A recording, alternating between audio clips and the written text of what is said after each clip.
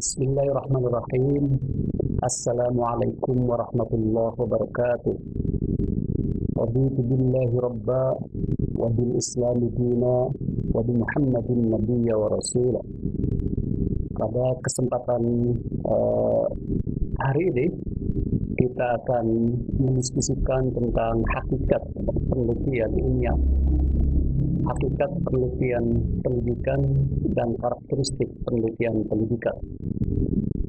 Namun sebelumnya perlu saya sampaikan bahwa mata kuliah metodologi penelitian pendidikan adalah salah satu dari 4 mata kuliah dalam rumpun mata kuliah riset. Jadi ada sesuatu yang disebut dengan rumpun mata kuliah riset yang terdiri dari setidaknya 4 mata kuliah. Yang pertama adalah filsafat ilmu, yang kedua metodologi penelitian, yang biasanya merupakan pengantar metodologi penelitian untuk semua disiplin ilmu. Lalu yang ketiga adalah metodologi penelitian untuk disiplin ilmu tertentu, yang dalam perkuliahan kita pada semester ini adalah mata kuliah metodologi penelitian pendidikan, dan yang terakhir adalah mata kuliah filsafat ilmu. 4 mata kuliah yang masuk dalam rumpun mata kuliah riset itu biasanya disajikan secara berurutan, mulai dari mata kuliah filsafat ilmu sebagai dasar dari mata kuliah yang diarahkan untuk membekali mahasiswa untuk memiliki pengetahuan tentang dasar-dasar ontologi, epistemologi, dan aksiologi untuk disiplin ilmu tertentu.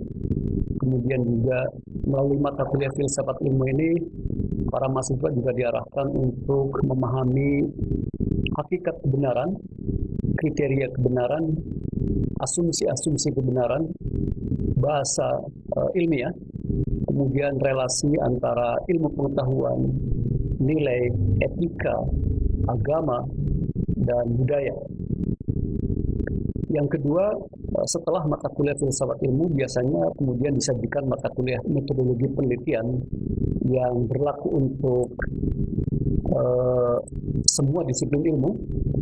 Dan metodologi penelitian ini biasanya diarahkan untuk membekali mahasiswa agar menguasai konsep dan teori penelitian ilmiah, pendekatan, metode, dan jenis penelitian ilmiah. Kemudian juga didiskusikan prosedur dan langkah-langkah penelitian ilmiah. Setelah mahasiswa lulus mengikuti mata kuliah metodologi penelitian, kemudian mahasiswa juga akan peroleh mata kuliah metodologi penelitian untuk disiplin ilmu tertentu, yang dalam perkuliahan kita ini adalah metodologi penelitian pendidikan. Biasanya dalam mata kuliah metodologi penelitian untuk disiplin ilmu tertentu ini, mahasiswa juga dibahas tentang hakikat realitas dalam perspektif disiplin ilmu tertentu, karena realitas itu pada hakikatnya dipahami dan dipersepsi secara berbeda menurut disiplin ilmu yang berbeda pula. Kemudian pada mata kuliah metodologi penelitian untuk disiplin ilmu tertentu juga didiskusikan tentang kedudukan peneliti dalam penelitian, pendekatan, metode, dan jenis penelitian yang khas dalam disiplin ilmu tersebut. Kemudian juga didiskusikan terkait dengan bagaimana pengumpulan data, instrumentasi, uji validitas dan reliabilitas, analisis data, dan uji-uji hipotesis lainnya, serta penyusunan laporan penelitian dan artikel ilmiah untuk disiplin ilmu tertentu. Sedangkan mata kuliah keempat yang masuk dalam rumpun mata kuliah riset adalah mata kuliah statistik.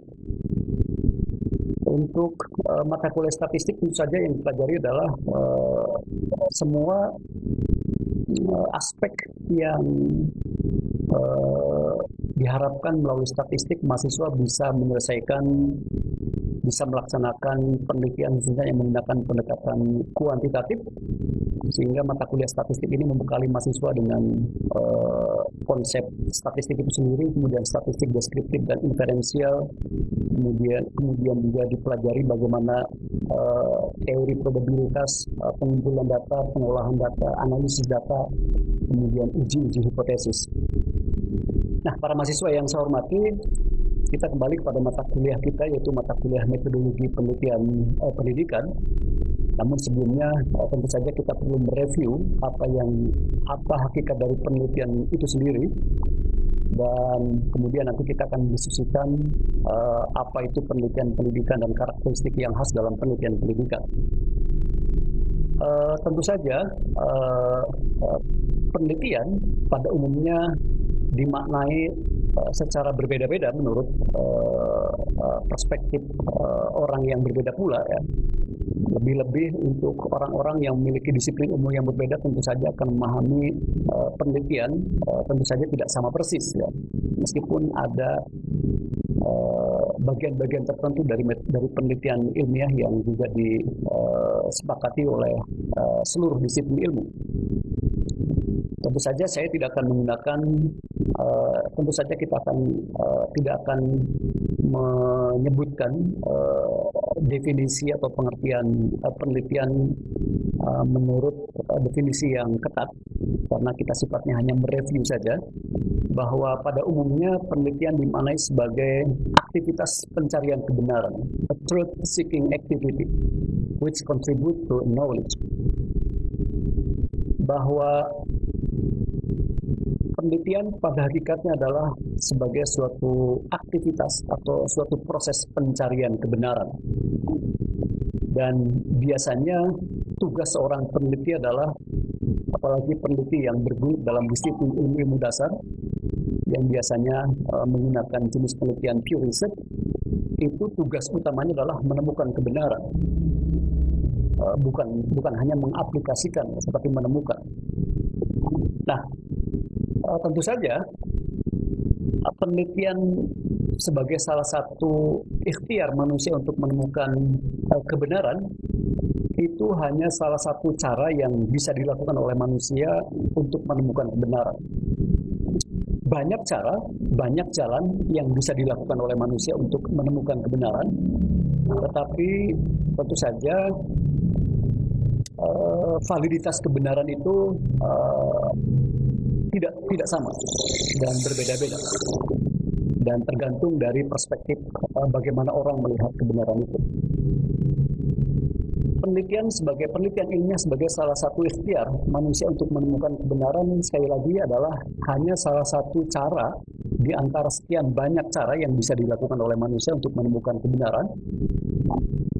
Dan sampai saat ini penelitian ilmiah sebagai salah satu cara, sebagai salah satu jalan untuk menemukan kebenaran itu dipandang sebagai cara yang memiliki validitas yang relatif lebih kuat dibandingkan dengan metode-metode atau dengan cara-cara lain yang bisa dilakukan oleh manusia untuk menemukan kebenaran, tentu saja selain kebenaran wahyu.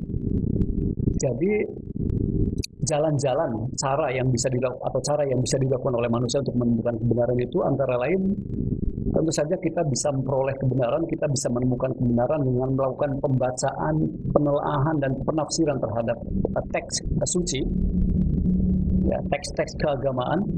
Bagi kita umat Islam tentu saja Al-Quran dan Sunnah yang sahih itu merupakan sumber kebenaran, sehingga kalau kita ingin menemukan kebenaran wahyu, ya kita melakukan pembacaan, penelaahan, dan tafsir terhadap teks suci tersebut.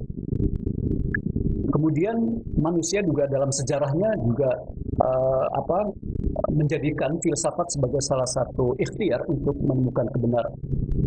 Tentu saja kebenaran yang diperoleh melalui filsafat juga biasa disebut sebagai kebenaran filsafati. Orang juga bisa menemukan kebenaran secara kebetulan, tanpa diduga-duga dia menemukan kebenaran, dia memperoleh pengetahuan yang bermakna. Kemudian orang juga bisa memperoleh kebenaran melalui common sense, melalui akal sehat, melalui sesuatu yang sudah menjadi kebiasaan di tengah masyarakat, itu juga bisa menjadi sumber kebenaran. Atau orang juga bisa menemukan kebenaran melalui trial and error atau coba-coba. Dan ini salah satu cara yang mungkin paling banyak dilakukan oleh orang, karena ini bisa dilakukan oleh setiap orang, melakukan trial and error, yaitu coba-coba tanpa didasari oleh pengetahuan teoritis yang memadai. Sehingga kalau penelitian ilmiah tanpa didasarkan pada pengetahuan teoritis yang memadai, itu bisa jadi disebut sebagai trial and error. Kebenaran juga bisa berasal dari otoritas atau kekuasaan atau kewibawaan. Kekuasaan, otoritas itu bisa memproduksi kebenaran. Lebih-lebih otoritas atau kekuasaan yang tiranik, yang otoriter, itu kerap memproduksi kebenaran, meskipun kebenaran tersebut bagi banyak orang itu sama sekali tidak layak disebut sebagai kebenaran. Dan tentu saja sebagian orang juga percaya bahwa kita bisa menemukan kebenaran, bahwa manusia juga bisa memperoleh kebenaran melalui mimpi. Nah, di antara sekian banyak cara atau jalan yang bisa dilakukan oleh manusia untuk menemukan kebenaran, penelitian ilmiah, metode penelitian ilmiah atau riset itu dipandang sebagai salah satu cara, sebagai salah satu jalan untuk menemukan kebenaran yang memiliki tingkat validitas yang relatif unggul dibandingkan dengan cara-cara lain yang bisa dilakukan oleh manusia untuk menemukan kebenaran. Itulah sejumlah cara yang bisa dilakukan oleh manusia untuk menemukan kebenaran. Jadi sekali lagi, penelitian ilmiah, riset, itu hanyalah salah satu cara yang bisa dilakukan oleh manusia untuk menemukan kebenaran. Selain tentu saja kebenaran-kebenaran lain yang bisa ditemukan oleh manusia menurut cara atau jalan yang berbeda-beda. Nah, kebenaran yang diperoleh melalui penelitian ilmiah itu selama ini sering disebut sebagai kebenaran ilmiah. Makanya penelitian juga kerap disebut sebagai penelitian ilmiah, metodologi penelitian ilmiah, karena memang kebenaran yang ingin dicapai oleh cara ini biasa disebut sebagai kebenaran ilmiah. Nah, kebenaran ilmiah dalam perspektif filsafat ilmu itu biasanya dimaknai sebagai kebenaran yang memiliki setidaknya 3 karakteristik, yaitu rasional, empiris, dan sistematis. Kebenaran disebut sebagai kebenaran rasional itu tidak sesederhana memaknai rasional sebagai masuk akal misalnya, tapi di situ ada aturan yang menuntut penggunaan jenis penalaran atau reasoning deduktif, di mana dalam aplikasi penelitian ilmiah, penalaran deduktif itu mensyaratkan adanya premis mayor. Dalam hal ini adalah kebenaran-kebenaran yang diakui, yang disepakati oleh komunitas ilmuwan, atau dalam perspektif Thomas Kuhn disebut sebagai sains normal. Jadi harus ada teori, harus ada kebenaran yang dijadikan sebagai premis mayor dalam penelitian ilmiah, yang kemudian nanti teori ini disederhanakan, dioperasionalisasikan dalam bentuk hipotesis yang kemudian nanti akan diuji secara empirik. Jadi karakteristik yang pertama dari kebenaran ilmiah adalah rasional. Rasional, sekali lagi, tidak cukup dimaknai sebagai masuk akal, tetapi rasional di sini adalah penggunaan jenis penalaran deduktif dalam aktivitas penelitian, dalam arti harus ada teori, harus ada kebenaran yang diakui oleh komunitas ilmuwan tersebut, dan kebenaran tersebut menjadi dasar, menjadi premis mayor bagi suatu proses penelitian yang bentuk konkretnya nanti akan disederhanakan, dioperasionalisasikan dalam wujud hipotesis atau dugaan. Hipotesis ini bisa juga disebut sebagai premis minor, sehingga hipotesis yang bagus sesuai dengan kriteria kebenaran sesuai dengan kriteria kebenaran penalaran deduktif, yaitu koherensi, sehingga hipotesis yang bagus adalah hipotesis yang baik adalah hipotesis yang koheren dengan teori. Hipotesis yang konsisten dengan teori. Karakteristik yang kedua dari kebenaran ilmiah adalah empiris. Bahwa kebenaran ilmiah, ya tentu saja ini pernah menjadi bahan perdebatan yang cukup ramai di kalangan para pemikir, di kalangan para filsuf, khususnya para filsuf yang bergerak pada filsafat sains terkait dengan empiris ini. Empiris ada madhab yang sangat terobsesi dengan empirisme. Salah satunya adalah madhab yang biasa disebut dengan madhab lingkaran Wiener atau Vienna Circle yang yang mengusung positivisme logis. Bagi kalangan ini, suatu pernyataan atau sesuatu yang tidak bisa dibuktikan empiris itu tidak memiliki makna sama sekali. Sehingga ada yang disebut dengan hukum kebermaknaan yang kurang lebih menyebutkan bahwa suatu pernyataan hanya bermakna dan hanya akan bermakna kalau pernyataan tersebut bisa diverifikasi secara empirik. Terus kalau suatu pernyataan tidak bisa diverifikasi secara empirik, maka pernyataan tersebut tidak memiliki makna sama sekali. Tapi tentu saja kita tidak terobsesi terhadap empirisme sebagaimana para pengusung, para ilmuwan yang tergabung dalam kelompok diskusi lingkaran Wiener. Tetapi tentu saja bahwa empiris, bahwa sesuai dengan fakta, bahwa pernyataan tersebut harus bisa diverifikasi secara empirik itu memang sangat penting. Jadi sekali lagi, karakteristik yang kedua dari kebenaran ilmiah yaitu empiris, bahwa teori yang dioperasionalisasikan, teori yang disederhanakan dalam bentuk hipotesis itu harus bisa dibuktikan, harus bisa diverifikasi, harus bisa diuji secara empirik. Sehingga dalam filsafat ilmu misalnya sekali lagi bahwa pernyataan yang memenuhi kriteria kebenaran penalaran induktif adalah pernyataan yang berkorespondensi dengan realitas. Pernyataan yang berkorespondensi dengan fakta-fakta.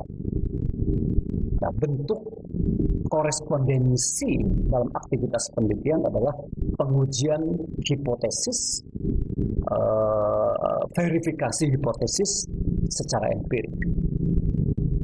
Sedangkan adapun karakteristik yang terakhir dari kebenaran ilmiah adalah karakteristik sistematis, bahwa kebenaran ilmiah harus diperoleh melalui prosedur yang diakui oleh komunitas ilmuwan, dan kebenaran ilmiah yang diperoleh melalui aktivitas tersebut harus terbuka dan bisa diverifikasi ulang oleh peneliti-peneliti yang lain. Oke, itulah kebenaran ilmiah yang setidaknya memiliki karakteristik rasional, empiris, dan sistematis. Tentu saja mungkin kita masih bisa menambah karakteristik yang lain dari kebenaran ilmiah, misalnya bahwa kebenaran ilmiah juga memiliki karakteristik objektivitas, kemudian bebas dari intervensi yang bersifat values dan seterusnya. Saya kira cukup diskusi kita tentang hakikat penelitian, dan kita akan melanjutkan diskusi kita pada hakikat dari penelitian pendidikan. Tentu saja pendidikan itu dipahami secara berbeda oleh para praktisi pendidikan di berbagai negara. Di Barat umumnya, penelitian pendidikan itu dimaknai sebagai penelitian yang menginvestigasi perilaku siswa, guru, tenaga kependidikan, pendidik, orang tua, dan anggota-anggota masyarakat yang lain yang memiliki interaksi dengan institusi pendidikan. Sehingga penelitian pendidikan di Barat itu, karena penelitian ini adalah menginvestigasi perilaku, tapi perilaku ini tentu saja dimaknai secara luas ya. Perilaku yang dimaksud ini mencakup fenomena belajar, kemudian sikap, bakat, kemampuan, hobi, praktis, proses, emosi, dan lain sebagainya. Jadi perilaku memiliki makna yang luas sebagai objek yang diteliti dalam penelitian pendidikan. Kalau kita mencermati pengertian ini, sebagai salah satu pengertian ini, tentu saja bahwa penelitian pendidikan mensyaratkan bahwa penelitian tersebut harus empirik, harus lapangan.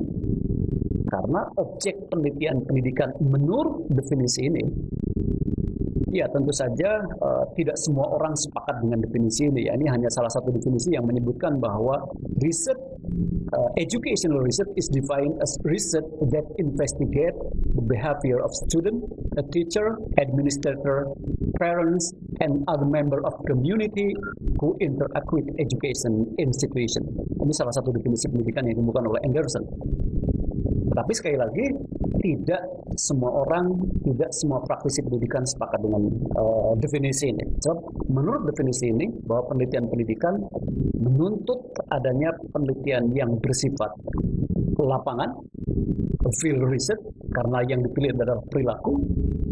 Jadi, kalau dalam perspektif definisi ini, hampir sulit menemukan jenis penelitian yang menjadikan teks sebagai objeknya. Padahal kita tahu di Indonesia masih banyak penelitian-penelitian pendidikan yang menjadikan teks sebagai sumbernya. Tetapi memang sementara ini memang kecenderungan yang umum bahwa penelitian pendidikan itu adalah penelitian yang menjadikan fenomena empirik sebagai objeknya, yang menjadikan perilaku dalam arti yang luas sebagai objek penelitian. Sehingga memang sebagian besar adalah lapangan, dan ada kecenderungan bahwa penelitian pendidikan itu sebagian besar adalah penelitian dengan menggunakan pendekatan kuantitatif.